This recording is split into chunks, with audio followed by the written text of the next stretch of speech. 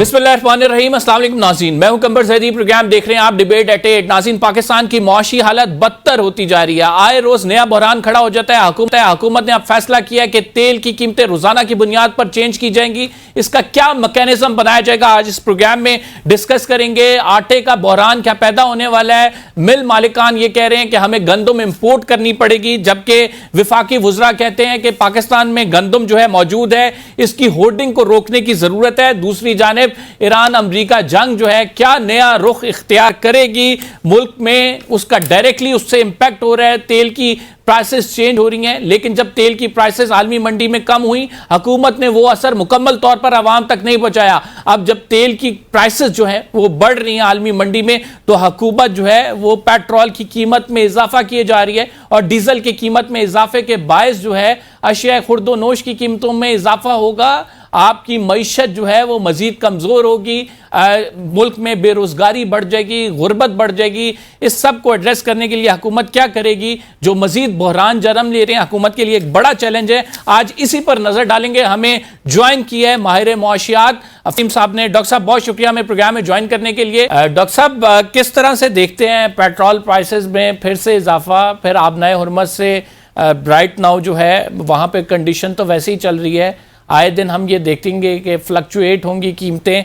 आपने बड़ी detail tweet भी की है, मैं वो भी चाहूँगा कि आप नाजरीन तक ये बताएं आसान अल्फाज में कि क्या कुछ चल रहा है पेट्रोल प्राइसेस के नाम पर, हुकूमत पाकिस्तान क्या कुछ कर रही है। देखिए, दो चार सवाल इकट्ठे कर दिए आपने। पहली बात तो ये है कि पिछले 5 महीनों में जो आलमी मंडी में उतार चढ़ाव देखा है हमने पेट्रोल और डीजल की कीमत के हवाले से, और जो उतार चढ़ाव देखा है पाकिस्तान के अंदर, ये बिल्कुल वाज़ेह हो गया है कि आलमी मंडी का और पाकिस्तान के अंदर कीमतों का आपस में कोई ताल्लुक नहीं। पाकिस्तान के अंदर जो हफ्ता भर के अब एक हफ्ते के बाद नोटिफिकेशन किया जाता है, उसका कोई इंटरनेशनल बेंचमार्क के साथ कतई कोई ताल्लुक नहीं। मैं ये कहने से नहीं कतराऊंगा कि वो जो हफ्ते के बाद ऐलान किया जाता है, ओबरा नोटिफिकेशन देता है, वो प्योरली सियासी बुनियाद के ऊपर होता है। उसकी कोई ऑटोमेटिक डिटर्मिनेशन, उसका कोई आदमी मंडी से ताल्लुक किसी किस्म का अमली तौर पे आपको नजर नहीं आए। अगर आलमी मंडी में तेल की कीमत जो है वो 5% बढ़ जाती है, तो पाकिस्तान में आपको नजर आएगा कि वो 10% बढ़ा दी गई। आलमी मंडी में अगर कीमत जो है वो 10% नीचे आ जाती है, तो पाकिस्तान के अंदर आपको नजर आएगा कि 2% कीमत नीचे गिरा दी गई। तो एक तो इनका दोनों का कीमतों का आपस में किसी किस्म का कोई ताल्लुक नहीं। और जो हुकूमत का जो है वो क्लेम करती है और वो किसी फ्लैट्स के फॉर्मूले का जिक्र करती है, तो वो बस आप समझिए कि जिक्र है, स्टेटमेंट है, स्टोरी है, अमली तौर पे उसका किसी किस्म का कोई ताल्लुक नहीं। तो मामला ये है कि फॉर्मूला जो है वो ब्रोकन है, वो एग्जिस्ट नहीं करता है।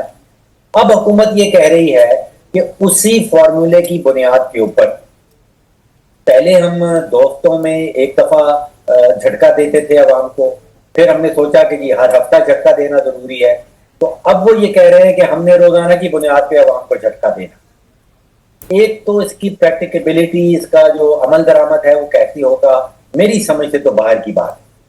आप सोचिए कि अगर एक एम्बुलेंस ड्राइवर है, वो अपना कैरिज का उसने रेट फिक्स किया है, अब वो पेट्रोल की कीमत बदलेगी तो क्या वो रोजाना की बुनियाद पे अपना जो डिमांड है वो बदल देगा। टैक्सी ड्राइवर जो है वो क्या रोजाना की बुनियाद के ऊपर अपनी टैक्सी का रेट बदला करेगा। स्कूल वैन में बच्चे जाते हैं, महीने के महीने उनकी फिक्स होती है, क्या वो रोजाना की बुनियाद पे फिक्स किया जाएगा। आप और मैं फैमिली का बजट बनाते हैं, क्योंकि आजकल पाकिस्तान की जो एवरेज आमदन है उसका तकरीबन 15 से 20% जो है वो पेट्रोल में और डीजल में निकल जाता है।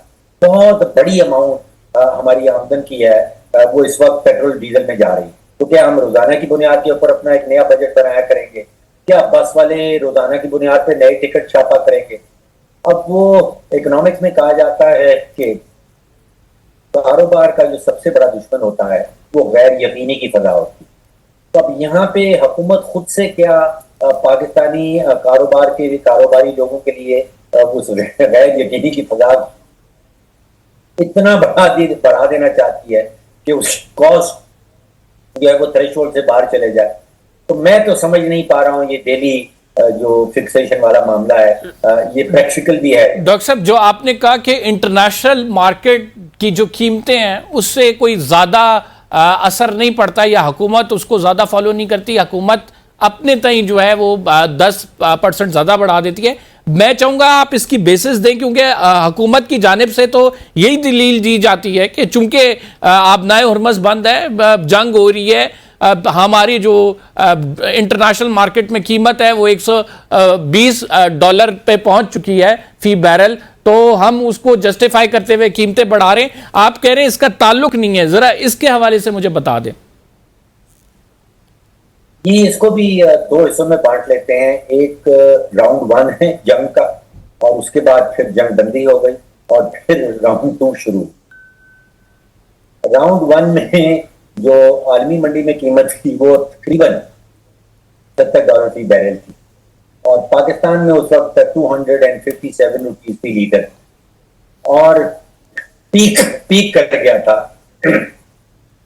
जंग के दौरान $120 का आपने जिक्र किया फी बैरल।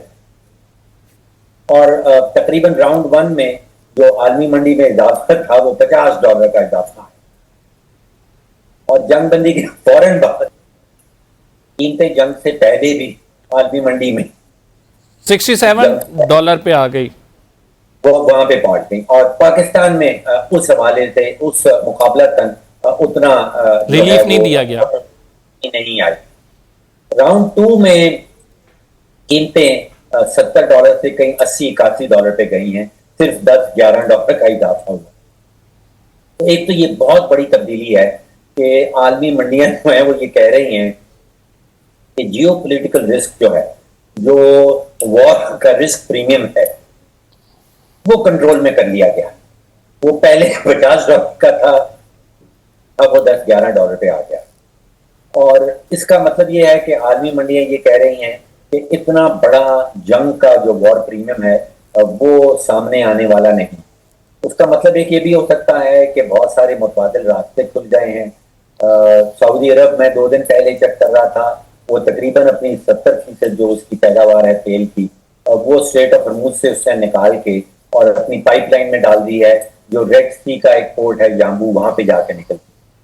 इसी तरह अबू धाबी ने अपना जो तेल है वो तकरीबन 1.5 मिलियन बैरल रोजाना का अपनी एक फुजिएरा से एक पाइपलाइन जा रही है, जो स्ट्रेट ऑफ हॉर्मुज को मुतबादिल रास्ता उसका सामने आ गया। तो एक तो आप सोचिए कि ये कहना कि क्योंकि जंग दोबारा शुरू हो गई है और पाकिस्तान में हमें एक एक्सक्यूज मिल गया है, तो ये एक्सक्यूज वो वाला नहीं है जो राउंड 1 में सामने आया था। ये एक्सक्यूज बहुत ही कंट्रोल्ड है, और इसमें जो इजाफा हुआ है वो $10 से $11 का हुआ। दूसरे मॉडल हैं हमारे खित्ते के अंदर। भारत का एक मॉडल है, बांग्लादेश का मॉडल है, चीन का मॉडल है, इवन अफगानिस्तान का भी एक मॉडल है। भारत का मॉडल जो है उसमें जंग से पहले जो कीमत थी वही कीमत जंग के बाद भी रही और जंग के दौरान भी रही। वहां पे हुकूमत पॉलिसी ये बनाती है कि आलमी मंडी में जो तेजी है तेल की कीमत में, उसको हमने भारतीय शहरियों और सार्फिन के ऊपर मुंतकिल नहीं करना। तो वहां पे भारत पेट्रोलियम है, हिंदुस्तान पेट्रोलियम है, उनकी बैलेंस शीट के ऊपर जो आलमी मंडी में इजाफा आता है उसको इन कंपनी की बैलेंस शीट के ऊपर मुंतकिल कर दिया जाता है। वो सार्फिन की शक्ल रिटेल प्राइस में सामने नहीं आती। और अंदाजा कीजिए कि भारत में लास्ट टाइम जो प्राइस फिक्स की गई थी रिटेल लेवल पे वो 2022 में की गई। तो कोई 3-4 साल एक ही कीमत चलती रही, और फिर नए 2026 में आके उन्होंने उसमें कोई तब्दीली की। तो एक तो हुकूमती पॉलिसी ये है कि अगर आलमी मंडी की जो कीमत में उतार चढ़ाव आ रहा है, हमने क्या अपने सार्फिन को उससे प्रोटेक्ट करना है या नहीं करना। भारत में बांग्लादेश में पॉलिसी है कि पार्शली प्रोटेक्ट करना है। वहां पे तकरीबन 15-20% का इजाफा कर दिया गया, और 80-85% का जो इम्पैक्ट है वो बांग्लादेश पेट्रोलियम की बैलेंस शीट पे ट्रांसफर कर दिया गया। चीन में तकरीबन 16% जो है वो ट्रांसफर किया गया। पाकिस्तान में 100% ट्रांसफर किया गया, और साथ ही हुकूमत ने कहा कि जी हम पेट्रोलियम लेवी भी बढ़ा देते हैं, कुछ हम अपनी तिजोरी भी भर लेते हैं। तो ये हुकूमत ने डिसाइड करना है कि जब आलमी मंडी में तो उतार चढ़ाव आ रहा है। अब आप सोचिए, भारत हो, चीन हो, बांग्लादेश हो, ये सब ममालिक वहीं से तेल खरीदते हैं जहां से पाकिस्तान तेल खरीदता है, लेकिन वहां की हुकूमतों ने अपनी पॉलिसी का मॉडल डिफरेंट रखा। डॉक्टर साहब, एक और इम्पॉर्टेंट इशू जो कि इस टाइम पे डिस्कस हो रहा है, जो गंदम का इशू है, जिसमें कहा यह जा रहा है कि 1.36 मिलियन टन जो है इस टाइम ज़्यादा गंदम है पिछले साल की निस्बत हमारे पास, जबकि दूसरी जानिब जो शॉर्टेज बताई जा रही है, जो ट्रेडर्स हैं, फ्लोर मिल मालिकान हैं, वो कह रहे हैं 3.5 मिलियन टन की तो शॉर्टेज है।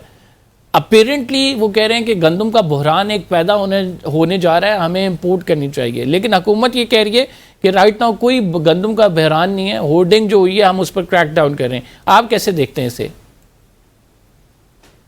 जी, मैं समझता हूं कि हमारे एग्रीकल्चर सेक्टर में 3 बड़ी फसलें हैं। उनमें गंदम है, उनमें गन्ना है और उनमें चावल है। 3 में से 2 फसलें ऐसी हैं जिनमें हुकूमत की बेतहाशा मुदाखलत है। हुकूमत फ्लोर प्राइसिंग सेट करती है, हुकूमत कोटा सेट करती है, हुकूमत कीमतें सेट करती है, हुकूमत आटे की मिलों के ऊपर कोटा लगाती है, हुकूमत गंदम की मुल्क के अंदर मुंतकली के ऊपर जो है वो रिस्ट्रिक्शंस लगाती है। और दोनों फसलों में हम देखते हैं कि उनकी कीमतें आसमान से बातें करने लगती हैं, उनकी शॉर्टेज की बात करने शुरू हो जाती है। चावल एक ऐसी फसल है जिसमें हुकूमत की मुदाखलत नहीं, वो प्राइवेट सेक्टर पे छोड़ा है। और पिछले 10-15 साल का आप डेटा निकाल के देख लीजिए, हम हर साल तकरीबन 2-2.5-3 बिलियन डॉलर की चावल की एक्सपोर्ट करते हैं। और पिछले 10-15 साल में मुझे याद नहीं कि कभी भी पाकिस्तान के अंदर चावल की शॉर्टेज हुई हो, या हम ये कहें कि चावल की कीमतें जो है वो आसमान से बातें कर रही हैं। तो यहाँ पे सोल्यूशन की बात है, प्रॉब्लम्स हमारे सामने हैं और प्रॉब्लम्स हैं हुकूमत की मुदाखलत। तो हुकूमत को ये अपना हुक्मरानी करनी है, हुकूमत को उसको कारोबार के अंदर जितना कम उसकी मुदाखलत हो, उतना उन कारोबारों के लिए ये बेहतर होगा। फ्री मार्केट पे इसे करना चाहिए, हुकूमत खुद से कोई मुदाखलत ना करे तो बेहतरी आ सकती है। बहुत बहुत शुक्रिया डॉक्टर साहब हमें इनपुट देने के लिए। प्रोग्राम में एक छोटा सा ब्रेक लेंगे, we will be right back after this short break, आप कहीं मत जाइएगा। वेलकम बैक नाज़रीन। ब्रेक पे जाने से पहले हम गंदम क्राइसिस की बात कर रहे थे। क्या कोई गंदम क्राइसिस आने वाला है? हुकूमत कहती है कि नहीं जी, हमारे पास वाफिर मिकदार में गंदम मौजूद है, जबकि फ्लोर मिल मालिकान और ट्रेडर्स कहते हैं नहीं, गंदम हमें चाहिए। इसके साथ फिर हम पेट्रोल की भी बात कर रहे थे, पेट्रोल इंक्रीज हुआ है, ट्रांसपोर्टर्स किराए बढ़ाएंगे। क्या वो किराए कम भी करते हैं जब फ्यूल प्राइसेस कम होती हैं, लेकिन अब जब डेली की बुनियाद पर कीमतों का तयन होगा तो कैसे ये तमाम चीज़ें तय की जाएंगी? इस पर बात करने के लिए हमारे साथ सैयद महमूद बुखारी साहब, चेयरमैन ऑल पाकिस्तान किसान फाउंडेशन मौजूद हैं। हमें ज्वाइन किया मलिक शहजाद अवान साहब ने, ये जो हैं चेयरमैन गुड्स ट्रांसपोर्टर्स हैं। बहुत शुक्रिया आप दोनों मौजूद मेहमान ग्रामी का। Starting from you Shahzad Awan साहब, आप क्या देखते हैं जो अब पेट्रोल प्राइसेस बढ़ गए हैं और फिर कहा है कि डेली की बुनियाद पर इसकी कीमतें तय होंगी, तो आप लोग क्या करेंगे ऐसे में? देखिए जी कमर साहब, सबसे पहले तो वफाकी हुकूमत की जानिब से जो पेट्रोल मसनूआत की कीमतों में पाकिस्तान बाकी ट्रांसपोर्टर्स की शदीद अल्फाज में इसकी मजम्मत करते हैं और हमने पाकिस्तान में गुड ट्रांसपोर्ट के 15% किराए जो है वो बढ़ाने का ऐलान किया है, क्योंकि पिछले हफ्ते 13 रुपए और इस रात में आज 30 रुपए फी लीटर डीजल की कीमत में जो इजाफा किया गया, तो उसमें सबसे पहले तो कमर साहब हम वफाकी हुकूमत से इस पर डिमांड करते हैं कि फौरी तौर पर पेट्रोल मसनूआत की कीमतों में कमी का ऐलान किया जाए।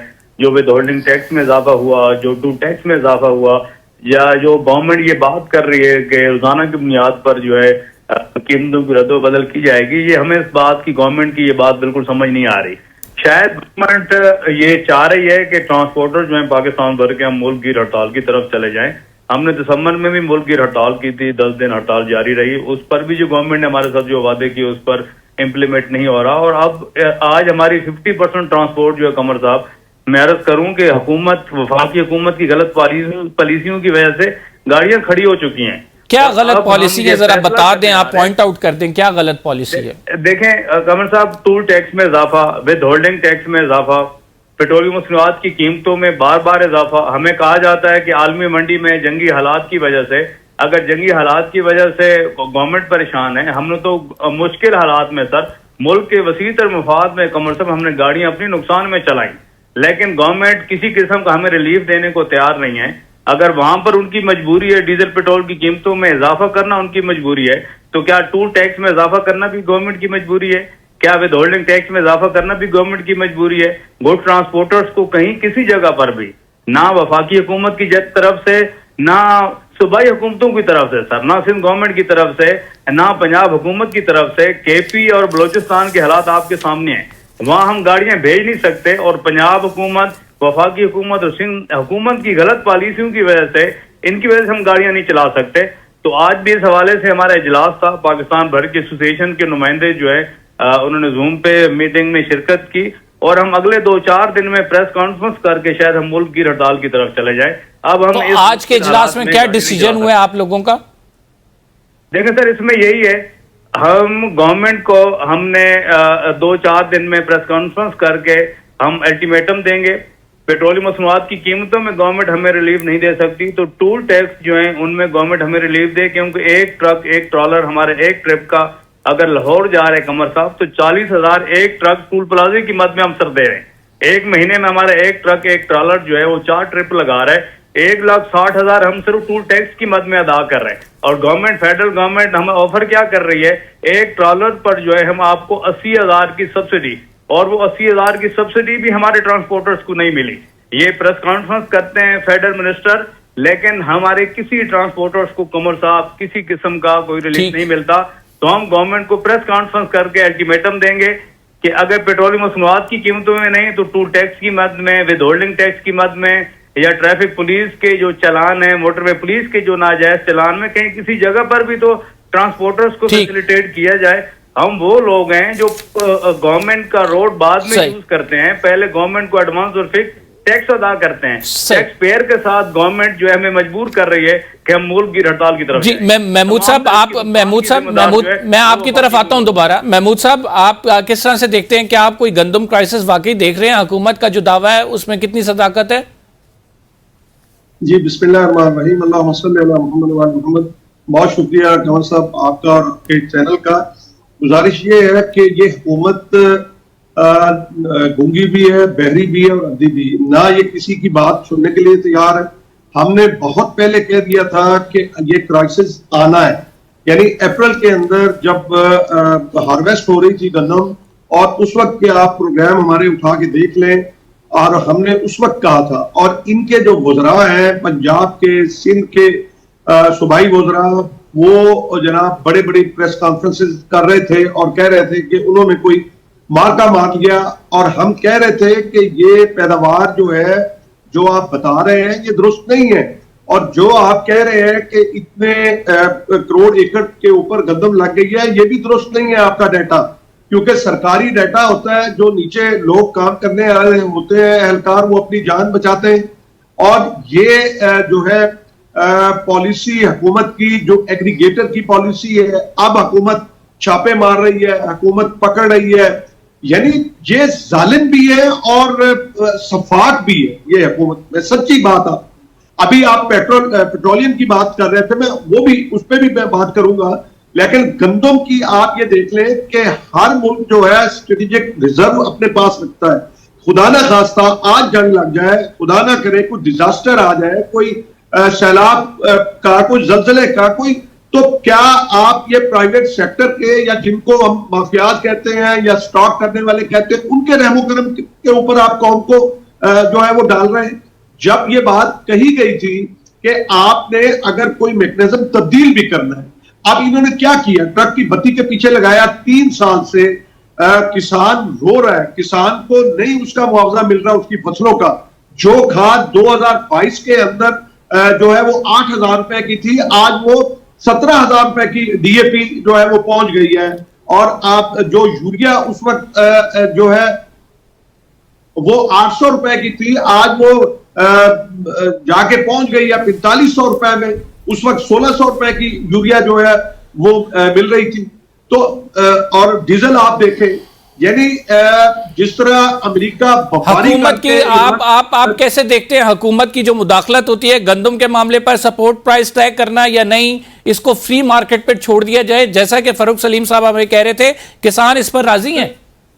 सर गुजारिश ये है कि ये नहीं करते डीरेगुलेट। इन्होंने ऐलान किया, पंजाब की वज़ीर आला साहबा ने ऐलान किया, फिर क्या हुआ? फिर इन्होंने रोटी का रेट मुकर्रर कर दिया 14 रुपए। ओ भाई, क्या गरीब को सिर्फ रोटी चाहिए? और फिर 14 रुपए जब कंवर साहब, जब आप ये देखें कि रोटी पकती है आटे से, इनको समझ नहीं आती तो आटा किससे बनता है? गंदम से। तो आपने कहां डीरेगुलेट किया? हमने तो कहा था आप डीरेगुलेट कर देना, मार्केट फोर्सेस के ऊपर छोड़ दें, फिर जो हमारा किस्मत, जो हमारा नसीब है वो हमें मिलेगा। इन्होंने वो भी नहीं किया, इन्होंने किसान को नहीं लेने दिया और स्टॉक का नहीं। अच्छा, जब वक्त था कि भाई ये वो जो एग्रीगेटर इन्होंने बनाए और वो कंपनियां पता नहीं कौन कौन थी, ये अब रात मीडिया खोलेगा, और उन्होंने भी खरीद नहीं की। मजे की बात ये है। और वो अब जो छीना झपटी कर रहे हैं पंजाब के अंदर, तो सिंध का जो है वो अलग एक कज़िया है, और यहाँ पे वो 5 लाख टन भी नहीं वो इकट्ठी कर सके। तो आपके मुताबिक असल में अभी गंदम क्राइसिस मौजूद है, यानी गंदम वाफिर में मिकदार में मौजूद नहीं है और हमें इंपोर्ट करनी होगी। राना तनवीर हुसैन साहब कहते हैं कि नहीं, वाफिर मौजूद है, और वो उन्होंने जो फिगर दी है उसके मुताबिक तो वो ये कहते हैं कि यहाँ पे तकरीबन 1.3 मिलियन टन जो है वो हमारे पास इस दफा पहले से ज्यादा हुई है फसल। सर झूठ बोलते हैं, ये हमेशा हुकूमत का ये काम है, हमेशा इस तरह के दावे करती है और फिर बाद में आपको याद होगा इसी तरह जो है ये बाकी फसलों के अंदर जो है वो करती है। बात ये है कि मार्केट फोर्सेस के ऊपर छोड़ना है तो मार्केट फोर्सेस के ऊपर छोड़ दें, जिस तरह बाकी फसलें जो है वो मार्केट फोर्सेस के ऊपर छोड़िए, तो किसान नहीं उसके ऊपर कोई एहतजाज करता। ठीक, शहजाद साहब, मैं आपकी बात समझ गया हूं, शहजाद साहब की जानिब बढ़ूंगा। शहजाद साहब, आप क्या कहते हैं? राइट नाउ आप लोगों की जानिब से किराए जरूर बढ़ाए गए हैं, 15% का कहा गया है, लेकिन जब ये पेट्रोल कम हुआ था तो आपने क्या ये किराए कम किए थे सर? कमर साहब, मैं जो हमारे दोस्त ने गुफ्तगू की है, मैं बिल्कुल इनको इनकी तमाम बातों से एग्री करता हूँ। देखें जी, जब किराए बढ़ते हैं, देखें जब डीजल पेट्रोल की कीमतों में इजाफा होता है हम किराए बढ़ाते हैं, जब मसनूआत की कीमतों में गवर्नमेंट कमी का ऐलान करती है तो हम किरायों में कमी का ऐलान भी करते हैं। गवर्नमेंट जो है सर बिल्कुल सर नहीं करते ना, यही तो मसला है कि हमारे यहाँ बढ़ा दिए जाते हैं, कम करने पर नहीं होते हैं राजी सर। कमर साहब, पिछले दिनों में जब प्राइम मिनिस्टर साहब ने ऐलान किया, हमने 10% भी किराया कम किए, हमने 20% भी किराया कम किए। अब तो सर देखें, अब तो ट्रांसपोर्ट खड़ी हो रही है। अगले दिनों में आप देखेंगे पाकिस्तान भर के ट्रांसपोर्टर जो है, ये देखें सर, ये गलत बयानी करती है फेडरल गवर्नमेंट भी, सूबाई गवर्नमेंटें भी। 10-12 दिन की हमारी मुल्क की हड़ताल हुई जिसके अंदर सर अरबों और खरबों रुपए का पाकिस्तान का नुकसान हुआ। इनको शर्म नहीं आती, इनके मिनिस्टर आए, फेडरल मिनिस्टर आए, सूबाई मिनिस्टर आए हमारे पास कराची ट्रक स्टैंड में, हमसे सर मुआहदा करके गए, रिटर्न में मुआहदा हमारे पास मौजूद है, उसके ऊपर जो है वो मानने को तैयार नहीं है, उसमें इंप्लीमेंट नहीं हो रहा, मसाइल हल नहीं हो रहे। डीजल पेट्रोल की कीमतें कहाँ बढ़ती, टूल टैक्सिंग किसी जगह हमें रिलीफ देने को तैयार नहीं है। तो कमर साहब, हमारे पास और कोई चॉइस नहीं है कि हम गवर्नमेंट के खिलाफ जो है हम सड़कों पर करेंगे और पाकिस्तान भर की जो है ट्रांसपोर्ट वो खड़ी हो जाएगी। तमाम तर नुकसान की जिम्मेदार वफाकी और सूबाई हुकूमतें हैं। ठीक, खालिद साहब, आखिर में आपसे पूछूंगा, आप क्या समझते हैं जो क्राइसिस अभी बन रहा है, इस क्राइसिस से बचने के लिए एक तो डीरेगुलेट किया जाए, दूसरा चेक एंड बैलेंस भी जो है बड़ा प्रॉपर होना चाहिए, जो कि नहीं है, चाहे वो किसान हो, चाहे वो फिर आपको पता है एक प्रोसेस होता है आगे जाके, फ्लोर मिल्स मालिकान हो, चाहे वो हुकूमत हो, तीनों को अपनी जिम्मेदारी से किरदार अदा करना पड़ेगा, तभी हम इस मुसीबत से निकलेंगे। जी बिल्कुल। देखें, गुजारिश ये है कि आप इस बात से अंदाजा लगा लें कमर साहब के अभी इन्होंने जो पेट्रोलियम के हवाले से जो फैसला किया है, 15,000 पेट्रोल पंप है आपके मुल्क के अंदर, क्या इन्होंने उन स्टेक होल्डर्स को ऑन बोर्ड लिया? क्या इन्होंने मशवरा किया? इसी तरह ये किसानों के साथ करते हैं और ये जुल्म ये करते हैं कि ना उसका रेट देखें, सपोर्ट प्राइस हर जगह पे मुकर्रर की जाती है। आपके नेबर जो कंट्री है इंडिया, हमारा दुश्मन, वहां पे 29 फसलों की जो सपोर्ट प्राइस मुकर्रर की जाती है ताकि किसान का कोई इस्तेहसाल ना कर सके। ना तो ये हुकूमत जो है वो पॉलिसी बनाती, ढंग टपाओ पॉलिसियों के ऊपर ये इश्तिहारी हुकूमतें हैं, इश्तिहारों के ऊपर चलती हैं। इश्तिहारों में हमें पता चलता है कि बहुत बड़ी तरक्की हो गई है, बहुत लोग खुशहाल हो गए हैं। और जनाब हालत ये है कि लोग खुदकुशियां कर रहे हैं, बिजली का बिल आप नहीं पे कर सकते, किसान जो है वो ट्यूबवेल के जो उसके मुआवजा के बिल है वो नहीं पे कर सकते, वो जो है मीटर उनके कट रहे हैं। तो कहीं पे भी कोई रिलीफ जो है वो नहीं दिया जा रहा। ये तो अभी जो इन्होंने अपना रोजाना का फैसला किया है, ये मिलाते हैं अमेरिका से। कल वो वजीर मौसूफ फरमा रहे थे कि अमेरिका में पेट्रोलियम जो है वो कीमतें इस तरह से मुकर्रर होती हैं कि हर रोज जो है, अरे भाई वो अमेरिका पहले अपने आप को अमेरिका की तरह बना ले, आपका इंफ्रास्ट्रक्चर उस तरह से बन जाए। आप तो देखें टोल प्लाजे के अंदर जो है जिस तरह बेदर्दी से आप इजाफा करते हैं और वो पता नहीं अरबों रुपए कहां जाता है। बहुत बहुत शुक्रिया आप दोनों मौजूद मेहमान ग्रामी का। नाज़रीन, प्रोग्राम में एक छोटा सा ब्रेक लेंगे। We will be right back after this short break. America और ईरान की जंग पर बात करेंगे, आप कहीं मत जाइए। वेलकम बैक नाज़रीन। ईरान अमेरिका जंग पर बात करेंगे। जेडी वैंस ने जो रिसेंटली उनके बयानात को अगर देखें तो उसमें बड़ा ये वाज़े नज़र आता है, बड़ा खुलकर उन्होंने वाशगाफ अल्फाज में ये कहा है कि जो इसराइल है वो ये डील ख़राब करना चाहता है। इसराइली ऑफिशल्स इसमें इन्वॉल्व हैं, बड़ा क्रिटिकली वो देखता है इस मामले को। और उन्होंने कहा कि गवर्नमेंट के कुछ ऑफिशल्स जो हैं उनको ये नागवार है कि अमेरिका जो है ईरान के साथ डील करे।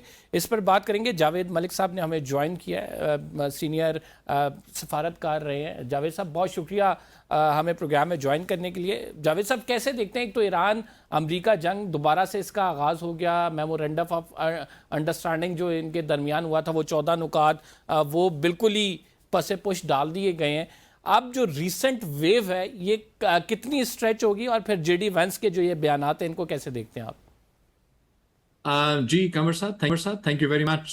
जेडी वैंस का जो बयान है ऑफ कोर्स उसका एक डिफरेंट कॉन्टेक्स्ट है, लेकिन अगर आपने एमओयू का जिक्र किया, एमओयू जो मेमोरेंडम ऑफ अंडरस्टैंडिंग, अब यूं लग रहा है कि मेमोरेंडम ऑफ मिसअंडरस्टैंडिंग है क्योंकि आप देख रहे हैं कि जो ईरान की तरफ से उसके ऊपर जो भी शिकें थी 4 और 5, उसके अंदर दो चीजें थी। पहली बात तो ये था कि अमेरिका को अपनी ब्लॉकेज हटानी थी और IRGC को जो है वो अपनी वहां पे जो कंट्रोल है उसको भी छोड़ना था। लेकिन अनफॉर्चुनेटली हुआ यूं ऑन द ग्राउंड कि ईरान ने हमले शुरू कर दिए ऐसे शिप्स के ऊपर जो कि सिविलियन शिप्स थे, कमर्शियल व्हीकल्स थी जो ऑयल्स लेके जा रही थी। उसमें बिलखुसूस मुख्तलिफ ममालिक के साथ साथ कतर और सऊदी अरेबिया के व्हीकल जो टैंकर्स थे। नतीजे में ऑब्वियसली कशीदगी बढ़ी, और जब कशीदगी बढ़ी तो ऑफकोर्स कुछ किसी हद तक तो कोशिश की गई कि इसको रोका जाए, लेकिन अनफॉर्चुनेटली लगता यूं है कि ईरान के जो अंदर मौजूद IRGC हैं वो गालिबन कभी भी उन्होंने इस MOU को तस्लीम नहीं किया। लिहाजा उन्होंने न सिर्फ वहां पे उसको रोकना तो दूर की बात, उन्होंने तो हमले शुरू कर दिए तमाम ममालिक के ऊपर, बल्कि उनके जितने भी व्हाट दे क्लेम, वो कहते हैं कि जो रूट तय हुआ था वो उससे ये शिप्स नहीं आए। रूट का जो हमारा अंडरस्टैंडिंग थी कि ओमान के पानी से आएंगे, तो ये इन्होंने जो है हमने जो रूट दिया था उसे फॉलो नहीं किया। इस हवाले से आप क्या कहते हैं? नहीं, देखिए, जो ये MOU हासिल किया गया था इसमें 4 महीने के मुज़ाकरात हुए, तो ये कहना कि कोई उसमें समझे नहीं है वो मैं विद ऑल ड्यू रिस्पेक्ट इससे एग्री नहीं करूंगा। और अगर एक मिनट के लिए आप तसव्वुर कर भी लें कि कोई रूट में दुश्वारी थी, तो क्या उसका तरीका यह है कि आप हमला करें उन पे? उसका तरीका तो यह है कि आप फोन करें, मीडिएशंस करें, आप पाकिस्तान से बात कर लें, आप अमेरिका से नहीं करना चाहते आप कतर से बात कर लें। लेकिन ये क्या बात हुई कि आप कतर, जो जिसके वजीर आजम आपके साथ स्विट्जरलैंड में खड़े हुए थे मुज़ाकरात के अमल में, उनके टैंकर पे हमले शुरू कर दें? ये तो कोई जस्टिफिकेशन नहीं है कि आप मुसलमान ममालिक के ऊपर हमले करें, गल्फ ममालिक पे हमले करें, आप हूथियों को एक्टिवेट करें कि वो सऊदी अरब के ऊपर हमला कर दे।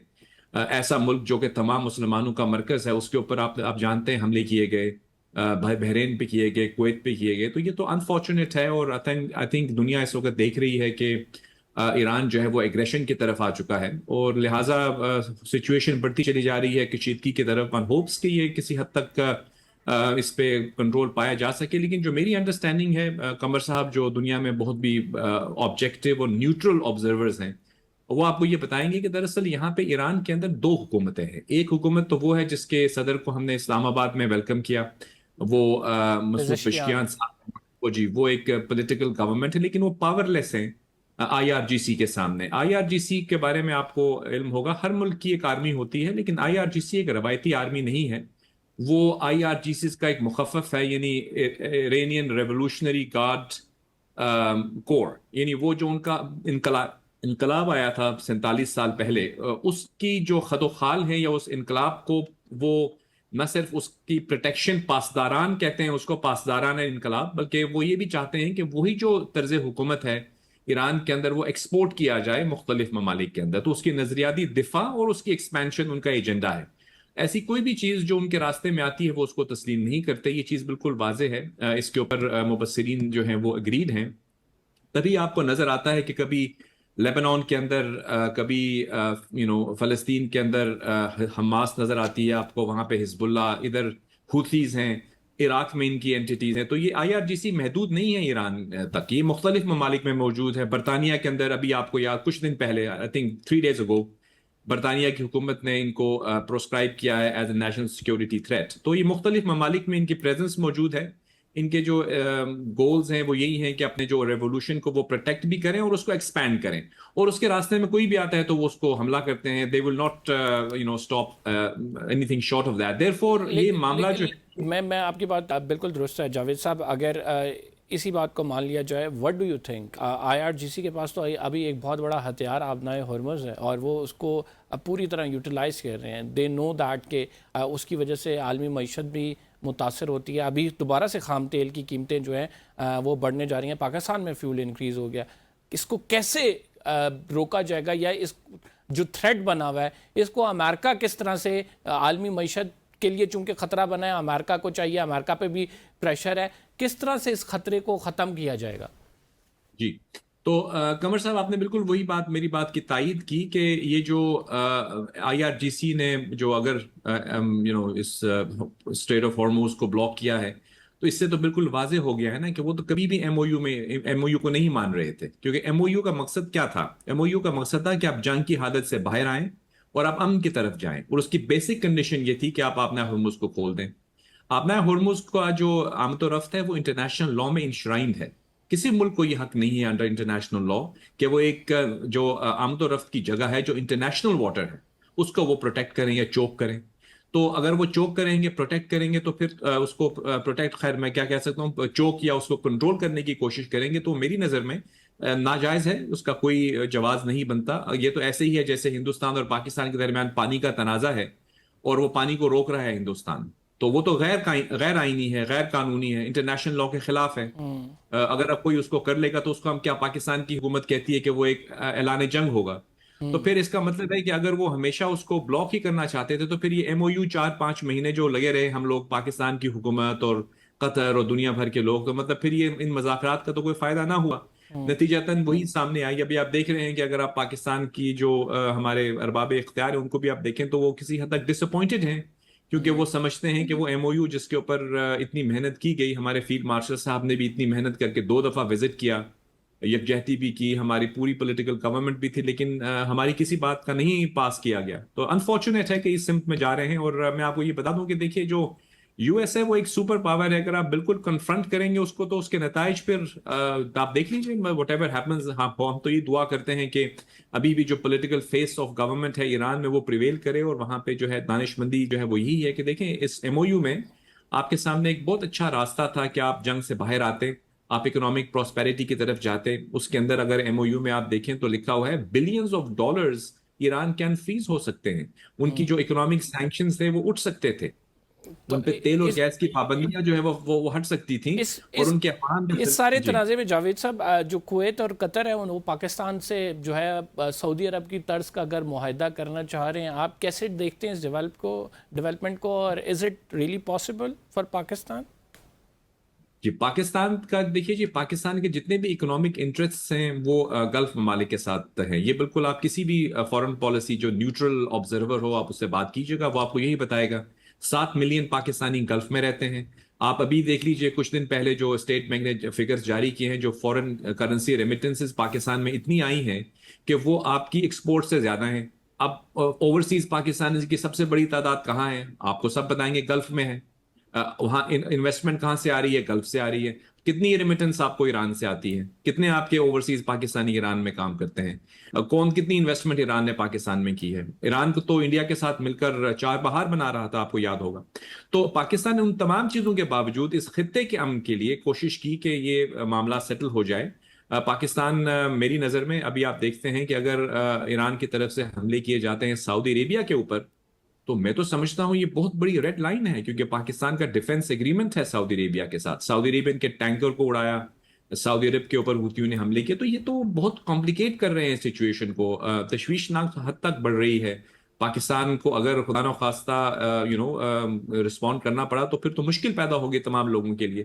इसी को रोकने के लिए हमारे फील्ड मार्शल और प्राइम मिनिस्टर ने बहुत दानिशमंदाना अंदाज में जो है इस तमाम मामले को सुलझाने की कोशिश की। लास्टली जावेद साहब, मैं आपसे इसराइल के हवाले से पूछना चाहूँगा, चूँकि इसराइल का बहुत प्रेशर भी है, अमेरिका पे मिड टर्म इलेक्शंस भी आ रहे हैं और इसराइल किसी तरह भी इस डील से खुश नहीं था, और इसराइल के जो बयानात हैं वो भी हमारे सामने रिकॉर्ड पे हैं। कैसे देखते हैं एक स्पॉइलर के किरदार को आप? कमर साहब, बात यह है कि देखिए, हम हर चीज को अगर हम ब्लेम कर देंगे इसराइल के ऊपर कि वो स्पॉइलर है, ठीक है, हम मान लेते हैं वो स्पॉइलर है, तो फिर हमारी कोशिश ये होनी चाहिए ना कि वो स्पॉइलर कामयाब ना हो। ऐसे इकदाम ना किए जाएं जिससे वो स्पॉइलर इस सिक्योरिटी आर्किटेक्चर के अंदर दाखिल हो।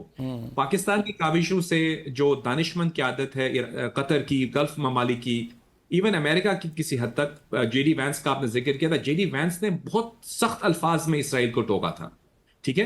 तो ये तो आपके लिए एक बहुत अच्छी बात थी कि पूरी अमेरिका की जो एस्टैब्लिशमेंट है वो इस चीज को रियलाइज कर रही है कि इजराइल जो है इस मसले को खटाई में डालना चाहता है। तो आपको तो आउट ऑफ द वे जाकर इसको प्रोटेक्ट करना चाहिए था, इस एमओयू को प्रोटेक्ट करना चाहिए था, ताकि इसराइल को कोई जवाब ही ना मिले कि ये डील जो है वो खराब हो। लेकिन अगर आप हमले शुरू कर देंगे तो फिर तो आप ओपनिंग पैदा कर रहे हैं इसराइल के लिए। वो बोलेगा, look I told you they will never do it. और इसके नुकसानात जाहिर बात है सिर्फ आपको नहीं होंगे, पूरी दुनिया को होंगे, इंक्लूडिंग अमेरिका। वहाँ पे भी जाहिर बात है आलमी मईशत अगर उस पर असर आएगा तो अमेरिका तक भी बात जाएगी। बहरहाल बहुत शुक्रिया जावेद साहब, आपने अपना नुक्ता नज़र बयान। अनफॉर्चुनेटली हमारे पास टाइम ख़त्म हो गया, फ़िलहाल के लिए इतना ही।